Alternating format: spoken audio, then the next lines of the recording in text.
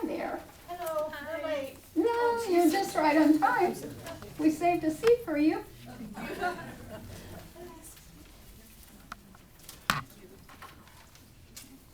So, today, I am giving you what I consider a terrific spiritual gift. And you have a copy of it on your chair, called The Golden Key by Emmett Fox. And if we just live this simple little practice, life would be delicious. So Emmett Fox was an Irishman, actually, and he came to the United States in the mid-30s, 1930s, and was a minister of divine science in New York City.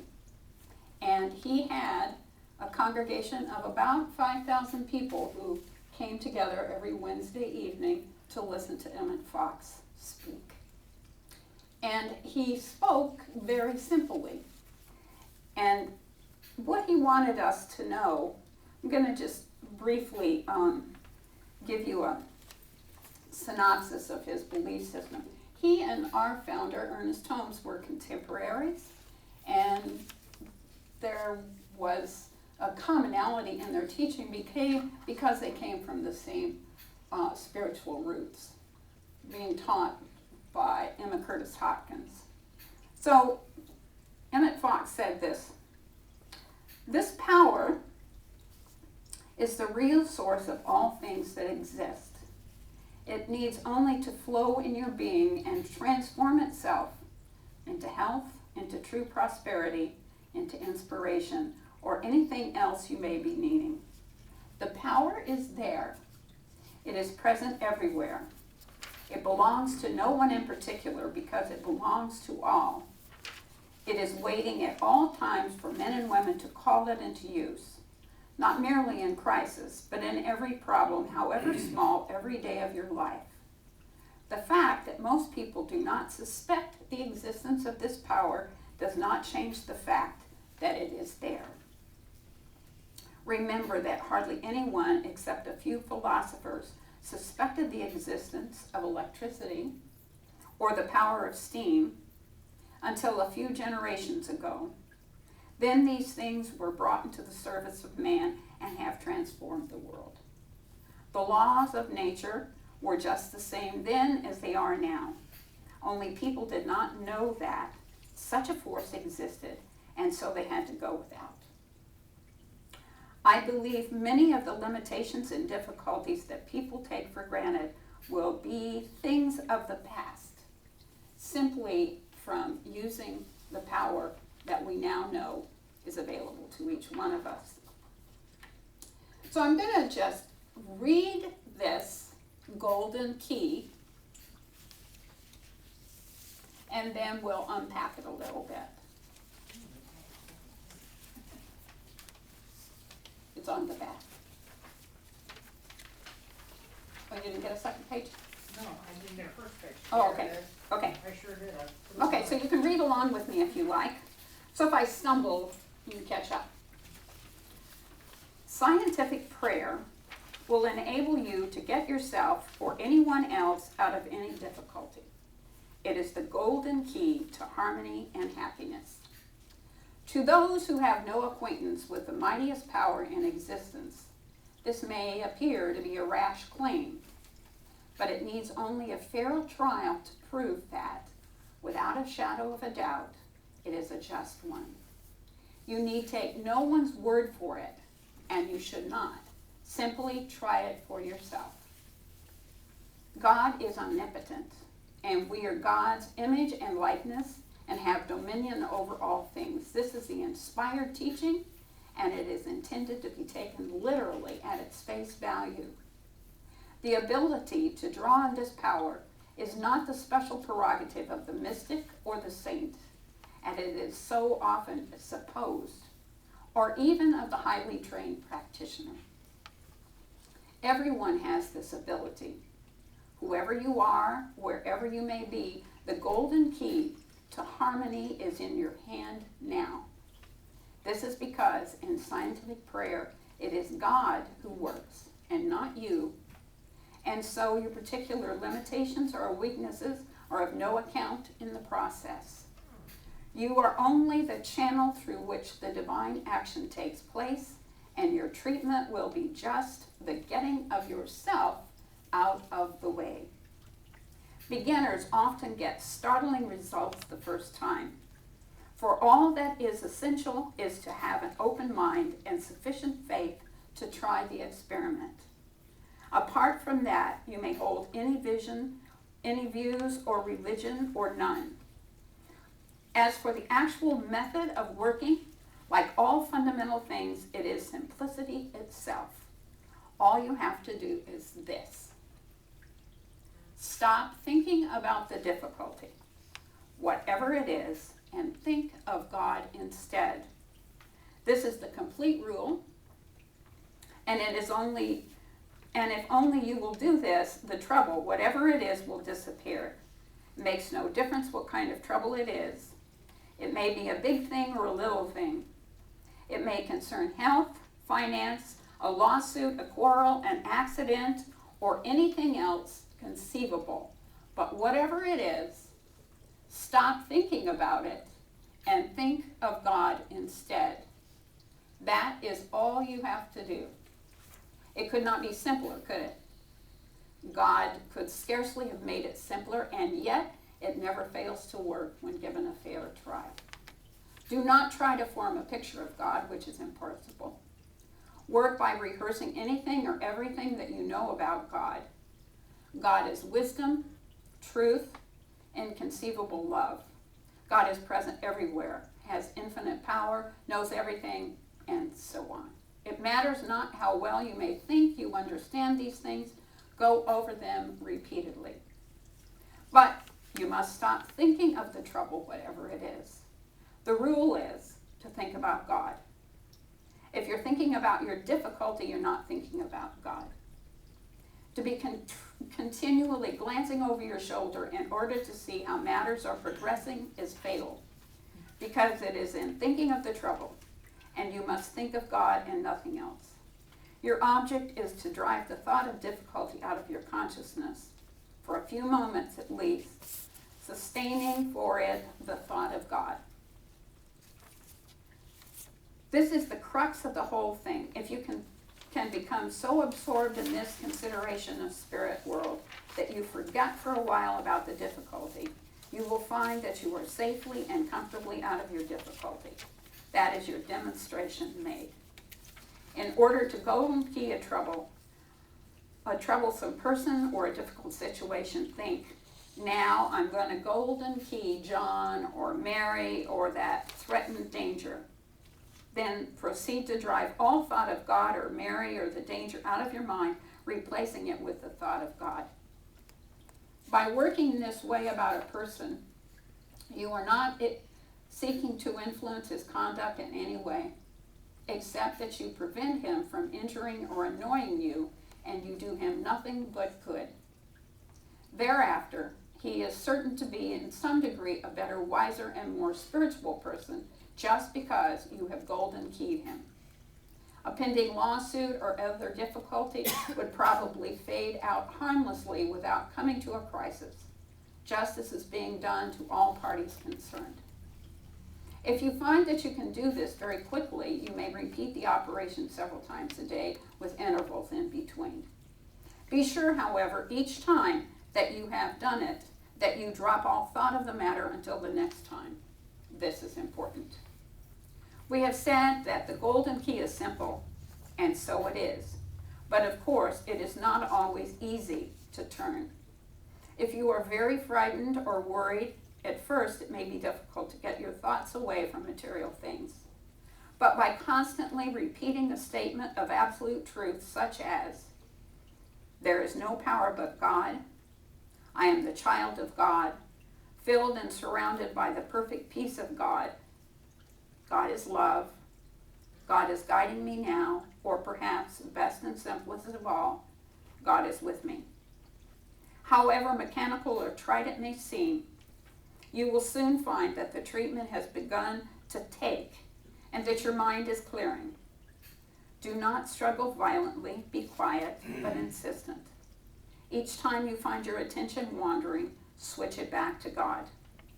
Do not think in advance what the solution to your difficulty will be. This is called outlining, and it will only delay the demonstration. Leave the question and means to God. You want to get out of your difficulty.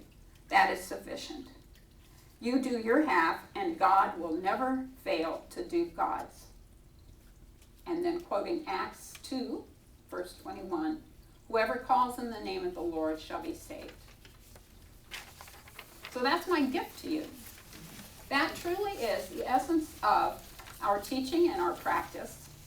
It's so simple just to allow yourself to think about God, and all things will fall into place. So let's just unpack it. I'm quoting, to those who have no acquaintance with the mightiest power in existence, this may appear to be a rash claim, but it needs only a trial to prove that without a shadow of a doubt it is a just one. You need take no one's word for it, and you should not. Simply try it for yourself. Simply try it for yourself. When I talk about this philosophy being a philosophy of freedom, that's in essence what I'm saying. Don't take my word for it. I've already proved it for myself. But you take your own word for it. Learn how to use this whole simple little concept of turning away from difficulty. Just give it a try. It's foolproof. Literally and truthfully, it's foolproof. Now there's a basis for all of that, and that is what we call the law. In this philosophy, we call it the law. And the law is that what you think is what you get. What you put your attention on is what manifests. So when you turn your attention simply to God, and please don't get caught up in the vernacular of it. Call it whatever you like. It, the thing itself, the divine idea, the creative force, the creative source, or G-O-D, good old divine. Whatever works for you.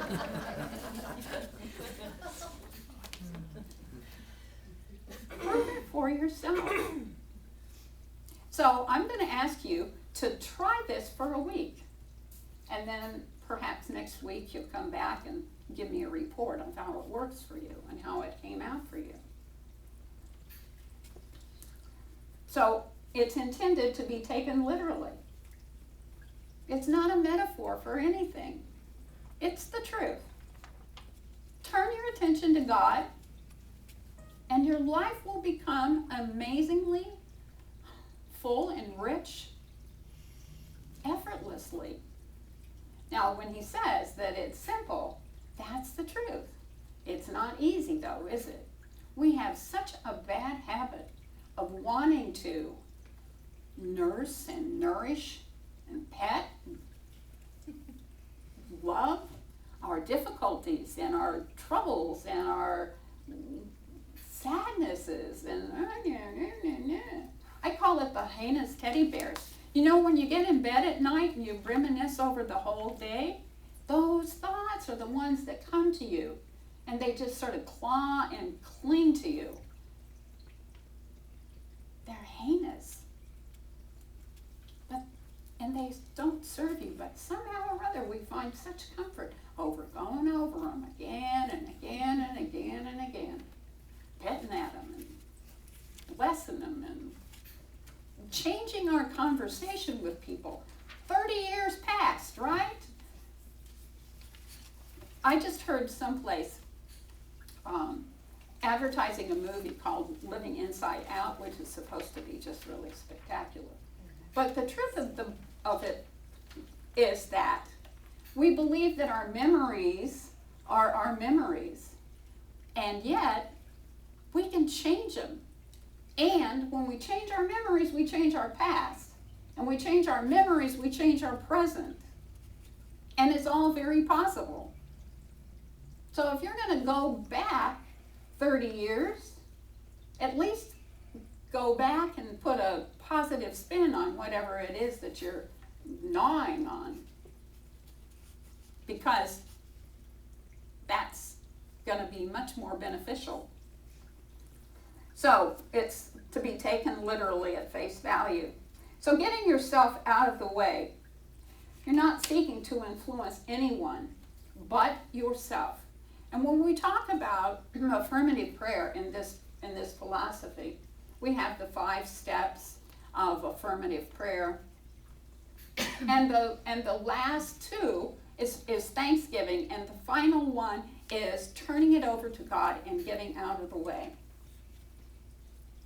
So practicing affirmative prayer is recognizing that there is only one God. There's only one, and God is all there is. The whole essence, the whole truth of all things, it's God. And the second part of it is, because there's only one, that one is who you are.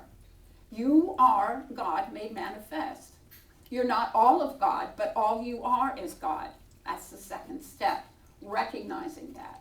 And the third step is to know that whatever it is, the difficulty, the trouble, the John or the Mary or the lawsuit or whatever, is all part of God. And God only knows good. And therefore, whatever it is that's nagging at you is only good in the eyes of the divine. And then the fourth step is to be grateful. And we say in our final prayer, grateful for just the way it is and just the way it is not. Because that's the truth. It is all God, and it is all unfolding in perfection.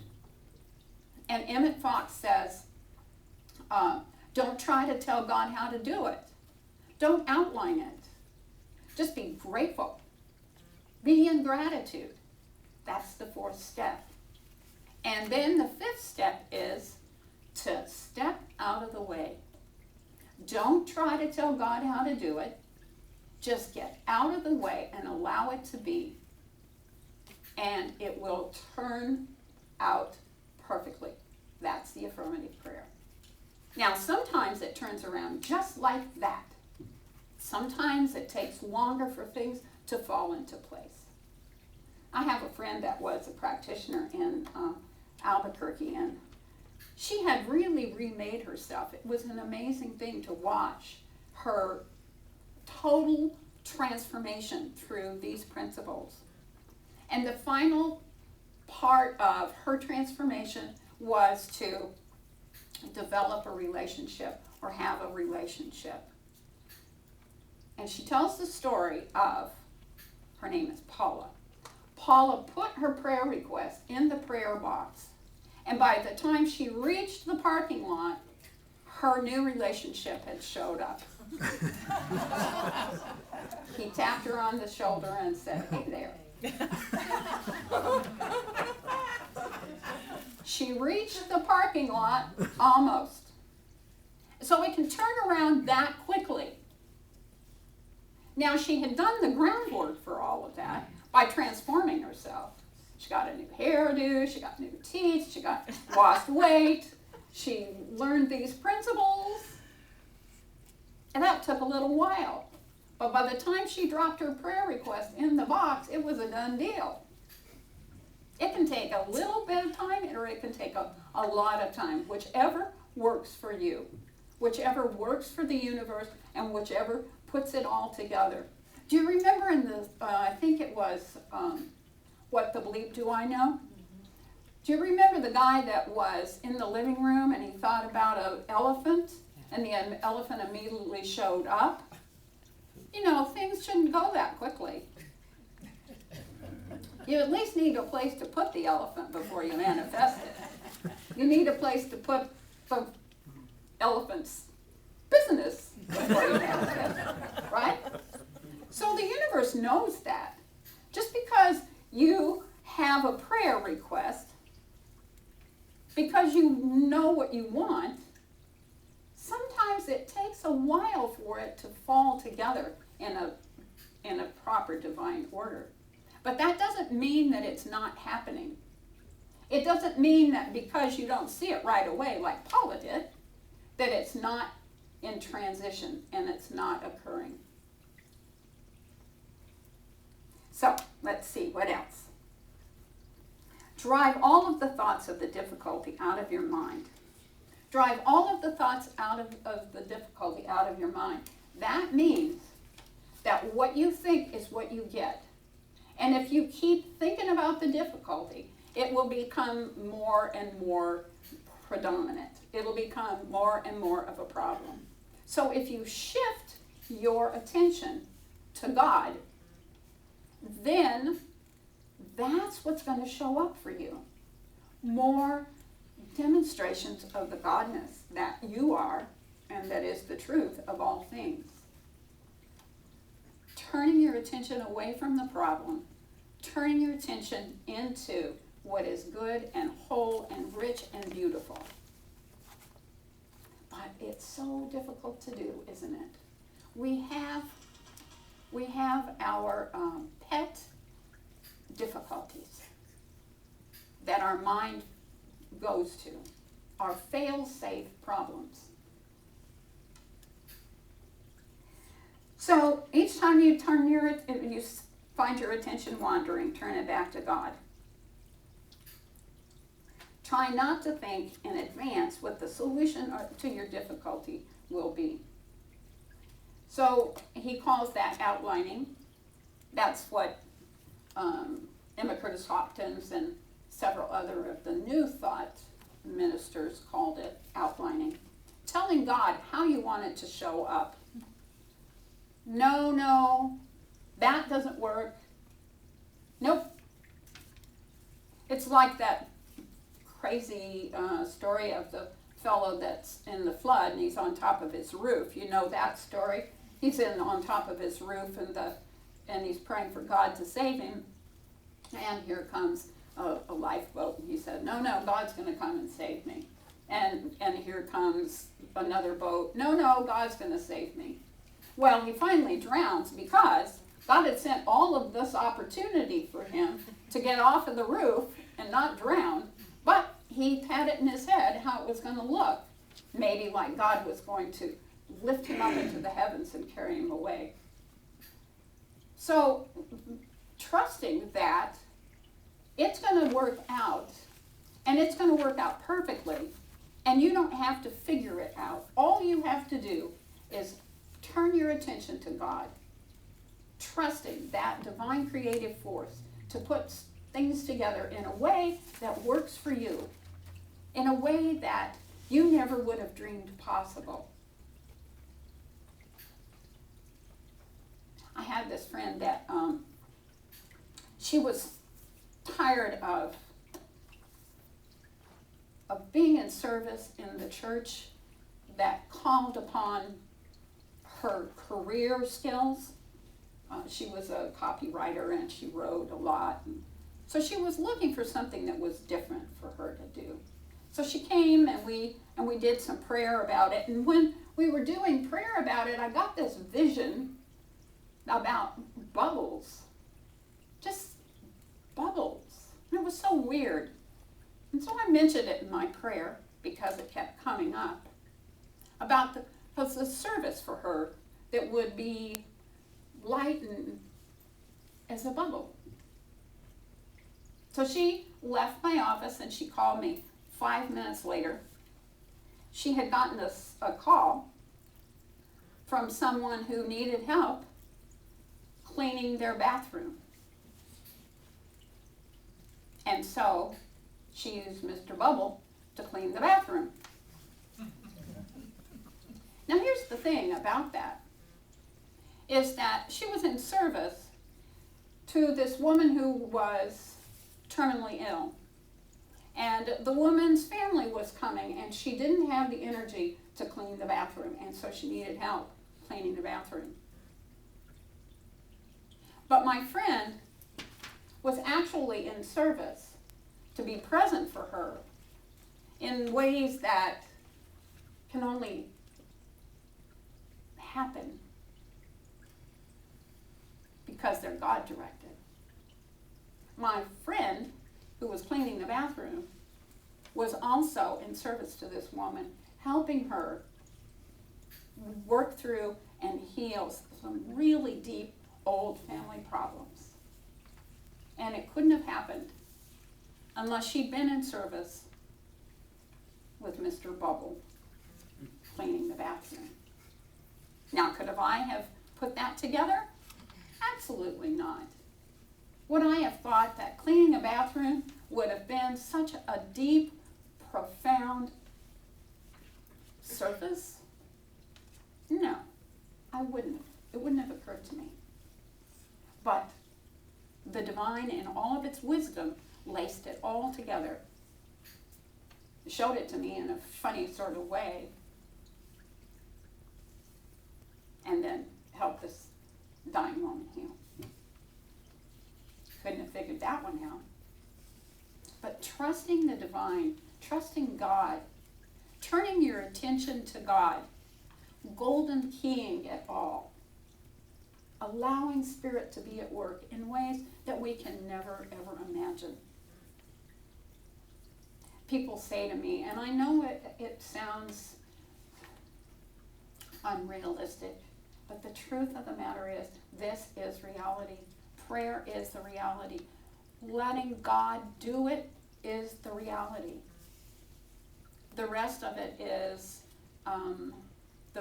the effect. So sitting in pause, turning your attention to God, holding your attention on God is the creative cause. And watching it unfold is the effect. So allowing yourself to live at cause, allowing yourself to golden key it, to turn your attention to God. So I invite you to do this for a week. Just give it a try. I promise you, it is a powerful gift that Emmett Fox has brought us that I'm just passing on to you. I love you all. I'll look forward to hearing the report next week of your golden key experience. Namaste. So I would invite the practitioners in to stand with me and join me as we pray.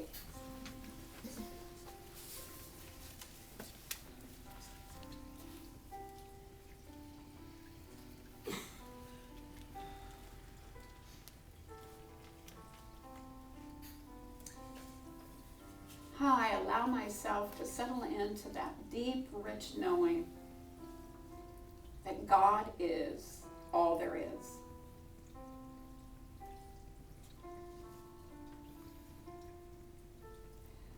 I allow myself to know there are no exceptions.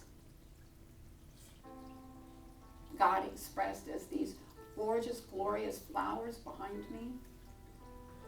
God expressed as these gorgeous, glorious faces in front of me. The sweet music that Chris is playing. The water of the fountain. It's all God.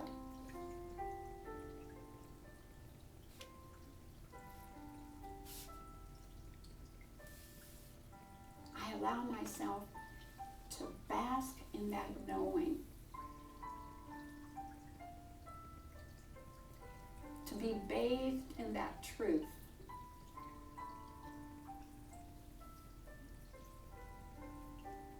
To permit myself to feel on the deepest, richest level that I am the divine expression right here, right now. As are you. To allow myself on the deepest level to know there are no troubles that are beyond the realm and the healing of the divine.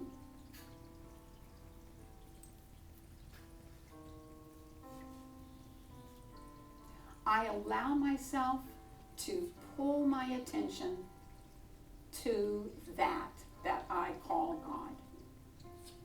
The creative force, the creative source, the energy, the Tao, the thing itself, it, rest in that. To rest in the sweet peace and serenity of that knowing. I hand all of my troubles, all of my concerns over to that is. I give it all up. I surrender it.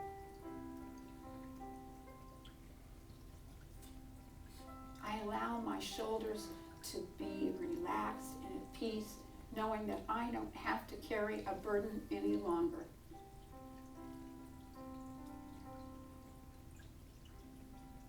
I give it to God. I hold my attention there.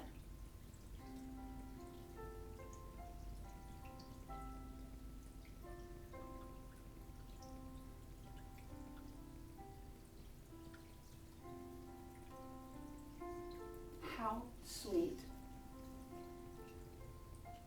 how powerful, how amazing that life can be so simple. No matter how complicated I think I need to make it, that is an illusion. So I put down my yes buts. I put down all of the arguments that I have against the possibility that it's easily handled.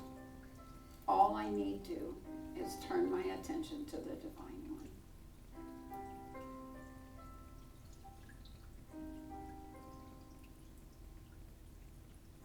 So I embrace the good. I allow it to be.